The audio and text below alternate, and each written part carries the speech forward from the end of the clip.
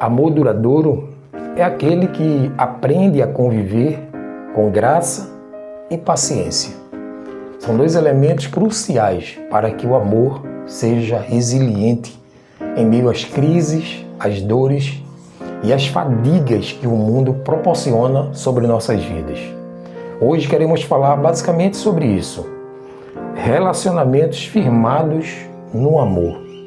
Como que esse relacionamento que é firmado no amor pode suportar os obstáculos deste mundo, desta vida, quando todas as dúvidas e medos, elas se alojam dentro do nosso coração, aqueles relacionamentos que há tanto tempo foi fortalecido, mas por alguma coisa, por tantas situações, foi se acomodando, foi se esfriando e de repente, quando menos esperávamos, estávamos distantes do verdadeiro relacionamento, onde o elo principal é o amor.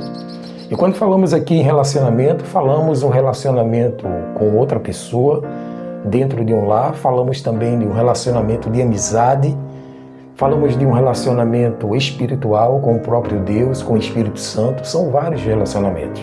O texto que queremos trazer está em Efésios, no capítulo 4, verso 2, que diz: com toda a humildade e mansidão, com longanimidade, suportando uns aos outros em amor. O texto aqui é claro porque ele traz alguns elementos que são fruto do Espírito e sem eles não podemos nunca superar os desafios de um relacionamento. Primeiro ele fala aqui de humildade. A humildade é algo que está intrínseco a todas aquelas pessoas que têm o Espírito Santo. A humildade real e proveniente dos céus é aquela que não se anula, mas reconhece, sobretudo, que as outras pessoas têm a sua importância dentro de um relacionamento. Não é que você vai se invalidar, mas você vai validar pessoas que de repente não mereçam o seu amor, mas que você entende que o amor de Deus derramado em seu coração faz com que você abrace essas pessoas por Cristo Jesus. Por isso que o texto diz, suportando uns aos outros em amor.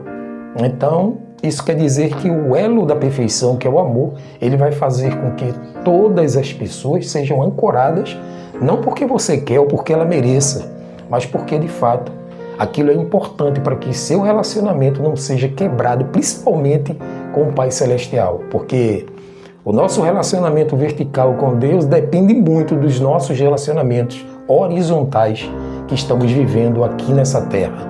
Ou seja, se eu e você não tivermos comunhão uns com os outros, como poderemos dizer que temos comunhão com o próprio Deus? Um outro fator aqui que ele traz no texto, além da humildade, é a mansidão.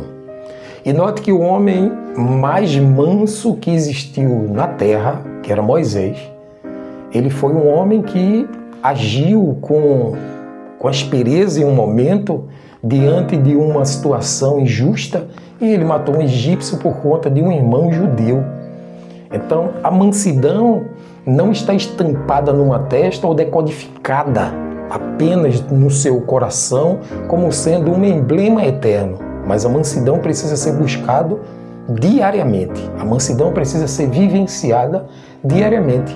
É você dosar as palavras, é você pensar até 10 e contando de 1 até 10 para que aquelas palavras ditas ou pensadas não sejam palavras de angústia, que tragam angústia para outro ou para você mesmo, porque a mansidão, ela sempre vai trazer ao coração nosso uma busca de estar mais próximo do Senhor e sempre entendendo, confiando naquilo que Deus planejou para você.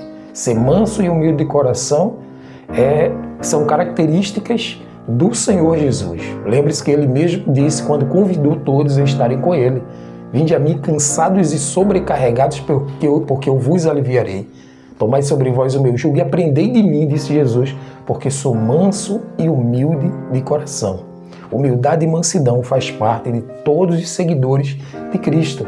E se por acaso você tem um temperamento meio que colérico, sanguíneo, peça a graça ao Senhor, misericórdia, Não para que você deixe de ter esse temperamento, mas que o Senhor controle o seu temperamento mediante o seu espírito. E isso é possível.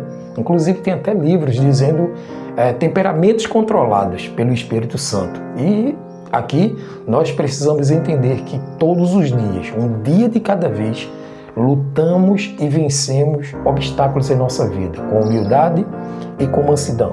Uma outra coisa que trazemos aqui sobre o que o apóstolo Paulo escreveu em Efésios 4:2 é a longanimidade, que é a mesma coisa de paciência.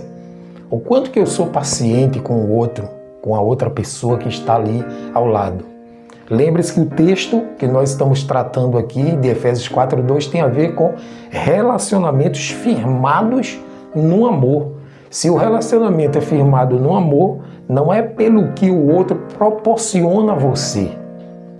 Esse relacionamento é firmado no amor, porque o amor de Deus, que é o amor ágape, ele nutre todos os demais amores, como o eros, como o filéus, que é o amor entre amigos. O eros seria o amor entre o cônjuge, entre a pessoa que está ali com você dentro da sua casa.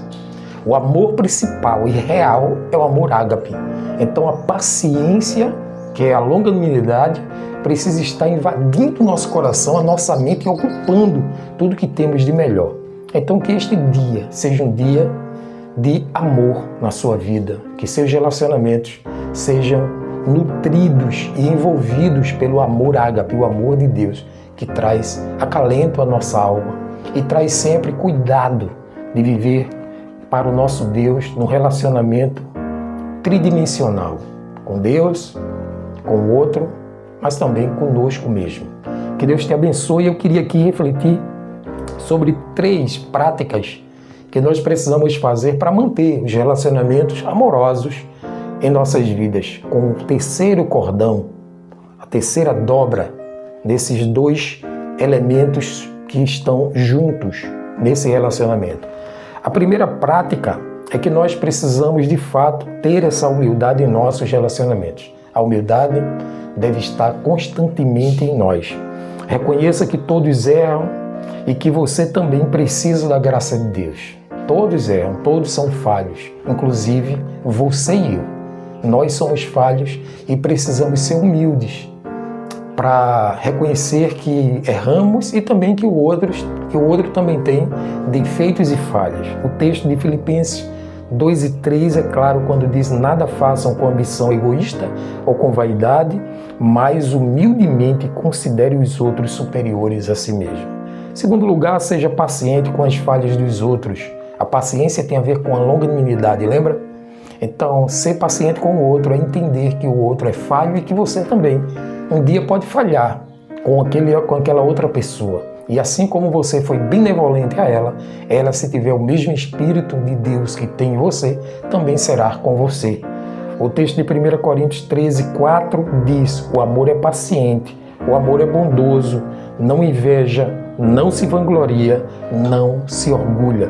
Em terceiro e último lugar, cultive relacionamentos cheios de graça.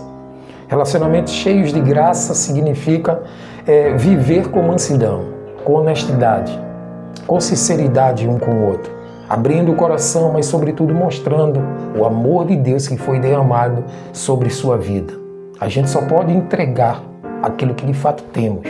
A gente só pode abordar outras pessoas com aquilo que carregamos. Então que Deus te abençoe e diante dessa vida, dessa lida, dessa jornada que você está tracejando. Relacionamentos envolvidos em amor são relacionamentos saudáveis e envolvidos pelo Espírito Santo de Deus. Hoje o termo foi amor nos relacionamentos. E eu queria que você lesse Efésios 4.